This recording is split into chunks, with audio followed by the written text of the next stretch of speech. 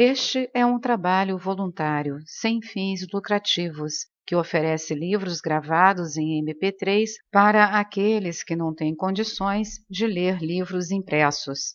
Para ouvir este e outros livros gratuitamente na íntegra, acesse nosso canal e leia as instruções na aba Sobre. Este livro foi gravado para o uso exclusivo da pessoa com deficiência visual, não podendo ser comercializado de acordo com a Lei nº 9.610, de 19 de fevereiro de 1998. Faixa 11. Primeira parte. O propósito da vida. Capítulo 4. O resgate do nosso estado inato de felicidade. Nossa natureza fundamental. Ora, fomos feitos para procurar a felicidade, e está claro que os sentimentos de amor, afeto, intimidade e compaixão trazem a felicidade. Creio que cada um de nós dispõe da base para ser feliz, para ter acesso aos estados mentais de amor e compaixão que produzem a felicidade, afirmou o Dalai Lama. Na realidade, é uma das minhas crenças fundamentais que nós não só possuímos inerentemente o potencial para a compaixão, mas também que a natureza básica ou essencial do ser humano é a serenidade. Em que o senhor baseia essa crença? Perguntei. Abre aspas. A doutrina budista da, abre aspas, natureza do Buda, fecha aspas, oferece alguns fundamentos para a crença de que a natureza essencial de todos os seres sencientes é basicamente serena e não agressiva. Abre colchete. Na filosofia budista, a natureza do Buda refere-se a uma natureza da mente que é oculta, essencial e extremamente sutil. Esse estado da mente, que existe em todos os seres humanos, é totalmente maculado por emoções ou pensamentos negativos. Fecha colchete. Pode-se, entretanto, adotar esse enfoque sem que seja preciso recorrer à doutrina budista da natureza de Buda. Há também outros fatores nos quais baseio essa crença. Para mim, o tema do afeto humano ou da compaixão não é apenas uma questão religiosa. Trata-se de um fator indispensável na vida do dia a dia. Para começar, se olharmos o próprio modelo da nossa existência, desde a tenra infância até a morte, poderemos ver como somos nutridos pelo afeto dos outros, e isso a partir do nascimento. Nosso primeiro ato após o nascimento é o de mamar o leite da nossa mãe ou de outra mulher. É um ato de afeto, de compaixão. Sem ele, não podemos sobreviver, isso é claro. E esse ato não pode ser realizado a menos que exista um sentimento mútuo de afeto. Por parte da criança, se não houver nenhum sentimento de afeto pela pessoa que estiver amamentando, se não houver nenhum vínculo, pode acontecer de a criança não mamar. E sem o afeto por parte da mãe ou da outra pessoa, pode ser que o leite não flua livremente. E assim é a vida. Assim é a realidade. Além disso, nossa estrutura física parece ser mais adequada a sentimentos de amor e compaixão. Podemos ver como uma disposição mental tranquila, afetuosa e salutar produz efeitos benéficos para a nossa saúde e bem-estar físico. Inversamente, sentimentos de frustração, de medo, agitação e raiva podem ser danosos à nossa saúde. Podemos ver também que nossa saúde emocional é beneficiada por sentimentos de afeto. Para entender isso, basta refletir sobre como nos sentimos quando os outros nos demonstram carinho e afeto. Ou ainda, observemos como nossos próprios sentimentos ou atitudes afetuosas, de modo natural e automático, nos afetam de dentro para fora, como fazem com que nos sintamos. Essas emoções mais suaves e os comportamentos positivos que as acompanham propiciam uma vida familiar e comunitária mais feliz. Por isso creio que podemos deduzir que nossa natureza essencial como seres humanos é uma natureza meiga. E se esse é o caso, faz ainda mais sentido tentar levar uma vida que esteja mais em harmonia com essa doce natureza fundamental do nosso ser. Fecha aspas. Se nossa natureza essencial é gentil e cheia de compaixão, perguntei, eu só gostaria de saber como o Senhor explica todos os conflitos e comportamentos agressivos que nos cercam por todos os lados. O Dalai Lama baixou a cabeça pensativo por um instante antes de responder. Abre aspas. Naturalmente, não podemos ignorar o fato de que existem conflitos e tensões, não apenas dentro da mente de um indivíduo, mas também dentro da família, quando interagimos com outras pessoas e na sociedade, no nível nacional e mundial. Pois, ao examinar tudo isso, algumas pessoas concluem que a natureza humana é basicamente agressiva. Elas podem apontar para a história da humanidade, sugerindo que, em comparação com o comportamento de outros mamíferos, o do ser humano é muito mais agressivo. Ou ainda podem alegar, abre aspas, é verdade, a compaixão faz parte da nossa mente, mas a raiva também faz parte da nossa mente. Elas pertencem à nossa natureza em termos iguais. As duas se encontram mais ou menos ao mesmo nível. Fecha aspas. Mesmo assim, disse ele com firmeza, debruçando-se para a frente na cadeira, tenso com um ar alerta. Ainda tenho a firme convicção de que a natureza humana é fundamentalmente bondosa, meiga. Essa é a característica predominante da natureza humana.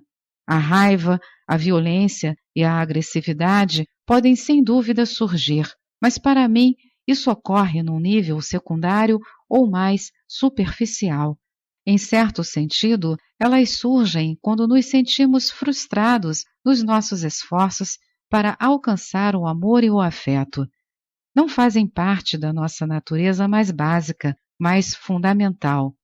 Portanto, embora a agressividade possa ocorrer, creio que esses conflitos não são necessariamente decorrentes da natureza humana, mas sim que resultem do intelecto humano, uma inteligência humana em desequilíbrio, o uso inadequado da nossa inteligência, das nossas faculdades imaginativas. Ora, ao examinar a evolução humana, creio que nosso corpo físico pode ter sido muito fraco em comparação com o de outros animais. No entanto, graças ao desenvolvimento da inteligência humana, fomos capazes de usar muitos instrumentos e descobrir muitos métodos para superar condições ambientais adversas. À medida que a sociedade humana e as condições ambientais foram aos poucos se tornando mais complexas, tornou-se necessário um papel cada vez maior da nossa inteligência e capacidade cognitiva para fazer frente às exigências cada vez maiores desse ambiente complexo. Por isso, creio que nossa natureza básica ou fundamental é a serenidade e que a inteligência é um desdobramento posterior. Creio também que se aquela capacidade humana, aquela inteligência humana, apresentar um desenvolvimento desequilibrado sem que seja adequadamente compensada pela compaixão, nesse caso ela pode tornar-se destrutiva, pode ter consequências desastrosas. Creio, porém, ser importante reconhecer que se os conflitos humanos são criados pelo uso indevido da inteligência, também podemos utilizar a inteligência para descobrir meios e formas para superar esses conflitos. Quando a inteligência e a bondade ou o afeto são usados em conjunto, todos os atos humanos passam a ser construtivos. Quando combinamos um coração amoroso com o conhecimento e a educação, podemos aprender a respeitar as opiniões e os direitos dos outros. Isso se torna a base de um espírito de reconciliação que pode ser usado para dominar a agressividade e resolver nossos conflitos. Fecha aspas. O Dalai Lama fez uma pausa e deu uma olhada de relance no relógio. Portanto, concluiu ele, por maior que seja a violência, ou por mais numerosas que sejam as atrocidades pelas quais tenhamos de passar, creio que a solução definitiva para nossos conflitos, tanto internos quanto externos, reside na volta à nossa natureza humana básica ou fundamental, que é meiga e cheia de compaixão. Olhando mais uma vez para o relógio, ele deu um riso afável e disse: "E então, vamos parar por aqui. Foi um longo dia." Apanhou os sapatos que havia descalçado durante a conversa e se recolheu para o seu quarto. A questão da natureza humana. Ao longo das últimas décadas, a concepção do Dalai Lama da natureza compassiva latente nos seres humanos parece estar aos poucos ganhando terreno no Ocidente, embora tenha sido uma luta árdua. A noção de que o comportamento humano é essencialmente egocêntrico, de que no fundo é mesmo cada um por si, está profundamente enraizada no pensamento ocidental. A ideia de que não só nós somos inerentemente egoístas, mas de que a agressividade e a hostilidade fazem parte da natureza humana essencial, domina nossa cultura há séculos. Naturalmente, ao longo da história, houve um bom número de pessoas com opinião contrária. Por exemplo, em meados do século XVIII, David Hume, Hume, escreveu muito sobre a, abre aspas, benevolência natural, fecha aspas, dos seres humanos. E um século depois, até mesmo Charles Darwin, Darwin, atribuiu um, abre aspas, instinto de solidariedade, fecha aspas, à nossa espécie. No entanto, por algum motivo, a visão mais pessimista da humanidade está arraigada na nossa cultura, pelo menos desde o século XVII, sob a influência de filósofos como Thomas Hobbes, que tinha uma opinião bastante negativa da espécie humana. Ele considerava a humanidade violenta, competitiva, em constante conflito e preocupada apenas com interesses pessoais. Hobbes, que era famoso por descartar qualquer ideia de uma bondade humana essencial, foi uma vez flagrado dando esmola a um mendigo na rua. Quando questionado a respeito desse impulso generoso, ele alegou não estar fazendo aquilo para ajudar o mendigo. Estava só aliviando sua própria consternação diante da pobreza do homem. Da mesma forma, no início deste século, o filósofo espanhol George Santayana, Santayana, escreveu que impulsos generosos, embora possam existir, costumam ser fracos, efêmeros e instáveis na natureza humana, mas, abre aspas, cave um pouco abaixo da superfície e descobrirá um ser feroz, persistente, profundamente egoísta. Fecha aspas. Infelizmente, a psicologia e a ciência ocidental apoderaram-se de ideias como essa, deram sanção e até fomentaram essa visão do egoísmo. A partir dos primeiros tempos da moderna psicologia científica, houve uma pressuposição geral e fundamental de que toda motivação humana é, em última análise, egoísta, baseada meramente no interesse pessoal. Depois de aceitar implicitamente a premissa do nosso egocentrismo essencial, uma série de cientistas proeminentes ao longo dos últimos 100 anos acrescentou a ela uma natureza agressiva essencial dos humanos. Freud afirmou que, abre aspas, a inclinação à agressividade é uma disposição original, instintiva e que subsiste por seus próprios meios, fecha aspas. Na segunda metade deste século, dois autores, em especial, Robert Ardrey, e Conrad Konrad Lorenz, Lorenz, observaram padrões de comportamento animal em certas espécies de predadores e concluíram que os seres humanos eram basicamente também providos de um impulso inato ou instintivo para lutar por território. Nos últimos anos, porém, a maré parece estar se voltando contra essa visão profundamente pessimista da humanidade, aproximando-se mais da percepção do Dalai Lama, da brandura e compaixão da nossa natureza latente. Ao longo das 2 ou 3 últimas décadas, houve literalmente centenas de estudos científicos que indicaram que a agressividade não é essencialmente inata e que o comportamento violento é influenciado por uma variedade de fatores biológicos, sociais, situacionais e ambientais.